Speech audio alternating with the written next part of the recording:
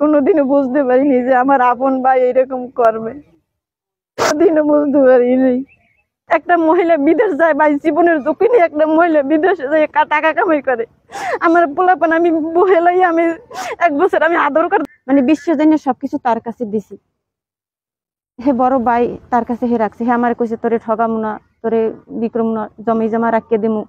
এই এখন এইটা আমি এই যত কত টাকা দিয়েছেন আপনার ভাইকে? আমার ভাইকে দিয়েছি আমি 5.5 লাখ টাকা আর 1 ভরি স্বর্ণ, 1 সারা চেইন। আর এর আগে যত তেরান পাইছি 2007-এ আমি যত তেরান পাইছি বন্যার পরে সবই তার কাছে নিছে, সেখানে 2 লক্ষ টাকার মতন। ভাইকে তো এই জমানায় এরকম অন্ধবিশ্বাসে বিশ্বাস করে না, আপনি বিশ্বাসটা করলেন কেন? আমি তো বিশ্বাস করছি, ধরেন সে ছোটকালই তো আমরা ফ্যামিলিতে তারে সবাই বিশ্বাস জানছে, সবাই বিশ্বাস জানিয়ে তার কাছে আর কি এটা জমাইছে। সে অনেক বিভিন্ন ধরনের কথা বলছে, তোরা ছোট তোকে ঠগাম না, কিছু করবো না, তার টাকা পয়সা তো করে থাকলে ব্যাংকে ছিঁড়ে ফেলাবি। আমার স্বামী যাওয়ার পরে আমার যত টাকা পয়সা আমার পোলাপান কাল ছোট ছোট ছিল, কইছে তোর থাকলে তুই ব্যাংকে লাবি, কিছু করতে পারবি না, খাইয়ে লাবি, এই ডে সেই ডে কই বিভিন্ন ধরনের কথা কইয়ে হেনেছে। পরে আমি অনেক কষ্ট করিয়া বিদেশ করিয়া টাকা পয়সা হ্যার কাছে দিয়েছি। বাই কইছে বাপের হাতে দিলে ব্যাংকে লাইবে, পোলাপান ছোট ছোট ওইসব বোঝে না, তা আমি জমি রেখে দিই, তাই বাইরা বিডি রেখে দিই, এই সমস্ত কথাকে 5.5 লক্ষ টাকা চেনেছে। জিনিস এক সারা চেয়ে ছাড়াইতে হ্যাঁ 20,000 টাকা হেনেছে, জিনিস এনেছে টাকাও নিছে, আমার এই বাই নিছে সবকিছু। সে আমার এখন নিঃস্ব বানাই দিছে। আমি যে এখন দাঁড়াবো, আমার দাঁড়াবার মতন কোনো পুত নেই যে আমি এখন দাঁড়াবো। ছোট ছোট বললে আমি বাইরে গেছি, আমার হ্যাঁ কইছে তুই খারাপ কাজ করে টাকা কামাই করছো, আদর করতে পারি নাই। ছোট ছোট পোলাপান তুই আমি বাইরে গেছি, বাড়ির কাছে টাকা শিখতে যাই, আমার মায়ের মারে, আমার বাইক মারে, আমারে মারে, আমার বইনের মারে, ঘর দিয়ে নামাই দেয়। সেকাল কইছে কমে যাবি, আমি যেন বাঁচতে আছি, তোরা কোনো জায়গায় থাকতে পারবি না, এই জায়গায় থাকবি। এখন যাই আমি টাকা পয়সা চাইতেছি, আমার পোলাপান হিসাব বুঝতেছে, এখন এইরকম আমার লাগে হে অত্যাচার করতেছে। হে নিজে মারিয়া নিজের পোলাপান মারিয়া আমার লাগে বুঝপাড়া করবে, নিজে বউ মেরে আমার লাগে বুঝপাড়া করবে। এখন আমি সবার কাছে আমি জানাইছি, বিটিউনের কাছে জানাইছি, সবকিছু সত্য সবাই আমি অফিসে সব জমা দিয়েছি। না আপনারা আইছেন, আমি একদম নিঃস্ব হয়ে গেছি। আমার হাতে যত টাকা পয়সা তাও তার কাছে দিয়েছি। যেমন যে আমি পোলাপান লইছি, আমি চলার মতন আমার ব্যবস্থা নেই। এই গ্রামবাসী সবাই জানে যে আমি কতটা কষ্ট করছি পোলাপান লইয়া, নিজের জীবনটা ঝুঁকি নিয়ে আমি বাইরে যেয়ে কাজ করছি। বিডি রাখছে আমার দেখুন একটা হার নিয়ে, বাইরে জমি রাখছে আমার দেখুন একটা হার নিয়ে। আমার ওই ভাই আমার কইছে আমার আইফোন চালাইতে, বললাম আমি 40,000 টাকা দিয়ে আমি একটা আইফোন এনে দিছি, এই টাকাটা আমারে দেয় না। আমি কইছে আমারে দেবে, আমি কইছি যে কালো হেকেলে দেবেন। এই দয়া নেওয়ার মধ্যে নাই যে আমার বোন এত কষ্ট করে আমার লেগে 40,000 টাকা একটা মোবাইল নিয়েছে, এই মায়া নেওয়ার মধ্যে নাই। ওই এত বেইমান, ও এত একটা খারাপ, সব আত্মসাৎ করছে, সব নিয়েও আত্মসাৎ করছে। আরে এত বিশ্বাস না আমরা ওর হাতে ঢেকেছি, এইটাই করছি। বন্যা 75,000 টাকা পাইছে, আমার পোলাপানের কাছে ছোট ছোট গেলে একটা গেঞ্জি 3টে গেঞ্জি 100 টাকা কিনতে পারতে, এই মধ্যে আমার হাতে একটা টাকা দেয় নাই যে 100 টাকা তোর পোলাপানের হাতে দিই। 2 লক্ষ টাকা পাইছি আমি তেরান, সবই ওর কাছে দিছি। যে এইরকম করবে তা তো আমি বুঝতে পারিনি যে এইরকম আমার একদম নিঃস্ব করে পথের ভিখারি বানাই দেবে। এটা তো আমি বাচ্চা ছিল ওই সময়, আমি অনেক টাকা পয়সা তেরান পাইছি, আমার বাড়ির কাছে জমাইছি। পরে আমি অনেক কষ্টে দিন কাটেছি ছোট পোলাপান লইয়া। পরে আমি বাইরে গেছি, বাইরে যে যত টাকা পয়সা ইনকাম করছি আমার ভাইয়ের কাছে দিছি। ভাই জমির কথা কয়ে নিয়েছে, উদ্ধারের কথা কয়ে নিয়েছে। তারপর ওই আমি একসারা চেইন আনছিলাম, সেই চেইন ছাড়াও তার কাছে 1 ভরি স্বর্ণ নিছে। নেওয়ার পরে এখন আমি এই এত কয় বছর বিদেশ করার পরে আমি এখন আমার হাতে টাকা পয়সা নাই। পরে আমি আমার বাইরের কাছে টাকা পয়সা চাইতেছি, সে বলছে যে দেশে তোর আমি টাকা পয়সা সব ম্যানেজ করে দিয়ে দেবো। আসার পরে আমি মে মাসে আইছি, আসার পরে আমার টাকা পয়সা আজ না কাল আমার অনেক বিভিন্ন ধরনের হুমকি দেয়, খারাপ খারাপ ব্যবহার করে, যা বুইনির ভাই এরকম ব্যবহার করে না। পরে এক পর্যায়ে 3বার 4বার সালিশ হয়েছে, সালিশ হওয়ার পর সে সালিশি মানে না। পরে 1 তারিখে গরিবে আমরা কই এই জন্য মানে হে উত্তত হইয়া হ্যার গেদা পোলাটা নিয়ে সুবই মারতে যায়। মারতে যাওয়ার পরে আমার বাইরে আমার মায়ের যে ধরতে গেছে, আমার মায়ের মারছে, আমার মায়ের যাতা ব্যবহার করছে যে তোমার আমি তোরে চাই এই দিয়ে সেই দিয়ে। তো টাকা পয়সা কামাই করতে সব বাইরে কাছে দিচ্ছে, আমরা সবাই বড় ভাই শ্রদ্ধা করছি। মার বড় ছেলে, আমরাও তার সন্তান, ও তার সন্তান। এই মায়েরে মারছে, এই বুইনের টাকা পয়সা সব ঠগাই মগাই নিয়েছে। এই বাপের এই একটু জমি, বাইরে কোনো জমি নেই, বাহির এই জমি হ্যাঁ হ্যার নামে জালিয়াতি করে নিয়েছে। কেন আমরা আর কিছু চাই না, এই সুষ্ঠু বিচার চাই আর কি। তলতলি বরগুনা। আমি এই শাহিদার বিষয়টা হলো যে শাহিদা স্বামী সিডারে মারা যায়, এবং এরপরে শাহিদা রাস্তায় কাজ করছে, এটা আমরা জানি। এবং এরপরে শাহিদা আবার বিদেশেও যায়, তার 3 ছেলে এগো মানুষ করার জন্য 3 ছেলেই লেখাপড়া করছে। এরপরে এইবার যখন শাহিদা আসছে, আসার পরে একবার আমার সালিশির দাওয়াত দিয়েছে, কিন্তু আমি উপস্থিত থাকতে পারি না। দাওয়াতের বিষয়টা হলো যে তার ভাইয়ের সাথে তাদের লেনদেন। এর কারণ হলো যে আপনার এই শাহিদা যে বিদেশ করছে, তার মার অ্যাকাউন্টে টাকা পাঠাইছে, তার মার কাছ থেকে তার ভাই এই ফ্যামিলির স্বচ্ছ এবং গার্ডিয়ান স্বরূপ লোক, সচেতন মানুষ, তার মাধ্যমে তারা সকল কর্মকাণ্ড এবং তাদের এই টাকা পয়সা বন্টন পরিচালনা করছে। একবারে একটা কথা হয়েছে সালিসিতে, দ্বিতীয়বার যখন আমি উপস্থিত হয়েছি তখন তারা বলছে যে সে এই টাকা নিয়ে ওই যে লাউপাড়া তাঁতিপাড়া একটা তাদের ভিডি রেখে দেবে, কিন্তু সেই ভিডি তাদের নামে রাখে না, রাখছে আপনার শহীদের নিজের নামে। যার কাছ থেকে ভিডি যার মিডিয়ায় রাখছে তারও আমরা আনছি, সেখানে সে বলছে যে আমার এই বাগনাগো ভিডি রেখে দেবো, এই জন্য একটু সহযোগিতা করো, এই জন্য ভিডি সে দেয় না। এরপরে আবার এইখানে জমি রাখছে, ফারুক মাতবারে বলছে ফারুক মাতবারে এই ভালো জমি আছে, ধানা জমি রেখে দিয়ে আমাদের খোরাই হইবে, টাকা নেছে 1 বছর খাওয়ানোর পরে আর জমি ব্যবস্থা করে বা সেই কি করছে না করছে সে জানে।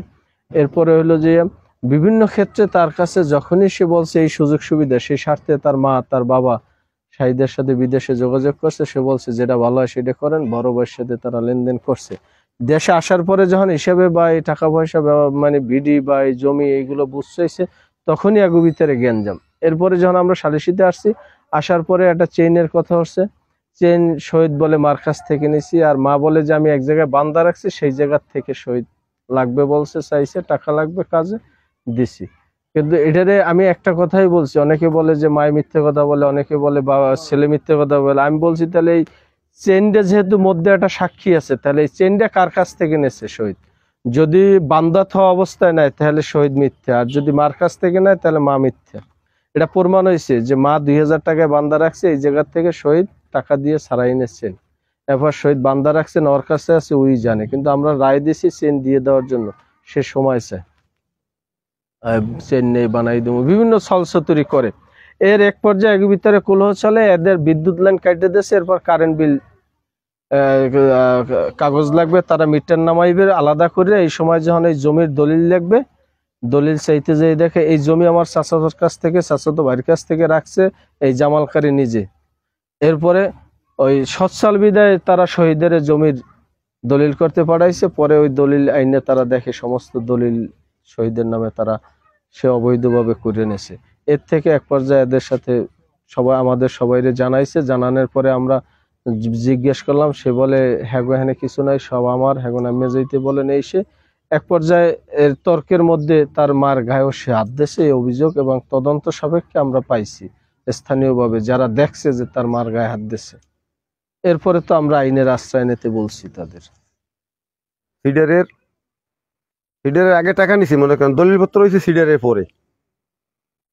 এরপর মনে করেন করতে দলিল পাঠাইছে, দলিল করতে আমরাও গেছি জমি দিমু, আর ছেলেরে পাঠাইছে, ছেলের নামে দলিল করে আইছে, বাবার নামে দলিল ওই সময় করে নাই। আমরা 2 ভাই বোনের দলিল মনে করেন আমতলি দিয়ে করে দিয়েছি।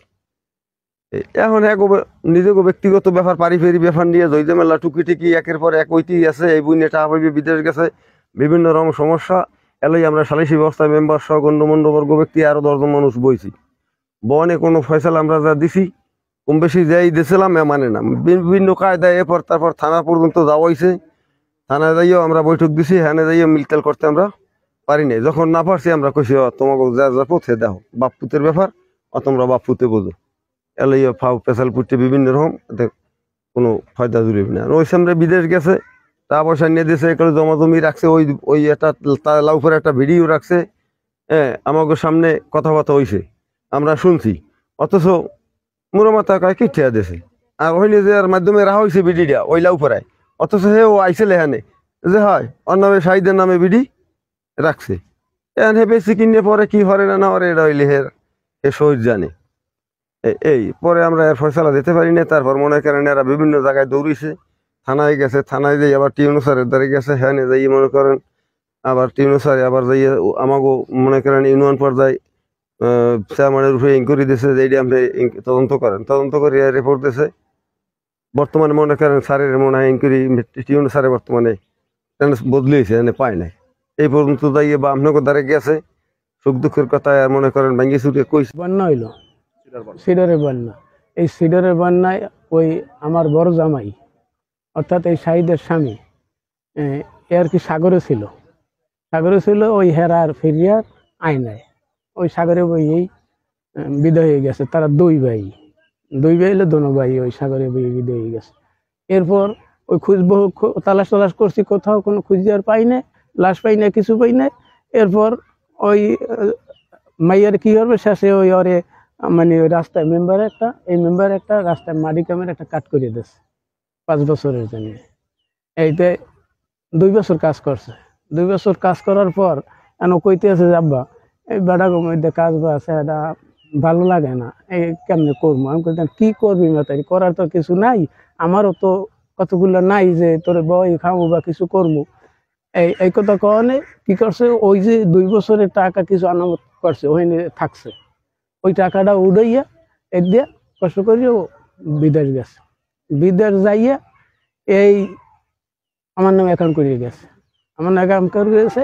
ওই ফোন দিয়ে মোর বড় পুতে ওর কাছে কইছে যে টাকা পয়সা হইলে আমার কাছে দিস, আমি তোকে ঠকামো না, আমি এতিমের তো মারিয়ে খামো না, ওই আব্বাই খাইয়ে লাইবে, টাকা পয়সা মানেরে দেবে, শেষে তোর অতি কষ্ট হইবে, টাকা পয়সা আমাদের দিস, তোরে আমি বালাই খেলাই দেব। এরপর এইরকম আস্তে আস্তে একদিন কয় কি বলে একটা বিডি ঠিক করছি, পাতিবেড়া বিডিটা এখন আছে, ওই গাদা ঘুরে গাড়া নিয়ে সেই জায়গায় কামও করাইছ। এবার 70,000 টাকায় বিডি রাখছি, সেই 70,000 টাকা দে, 70,000 টাকা পাঠাই দিয়েছে, আমি আনিয়ে আর মায়ের হাতে দিছি, আর মায়ের দেবনে টাকা নিয়েছে, টাকা নিয়ে সেই বিডি রাখছে 50,000 টাকায়, রাহুক 50,000 টাকায়।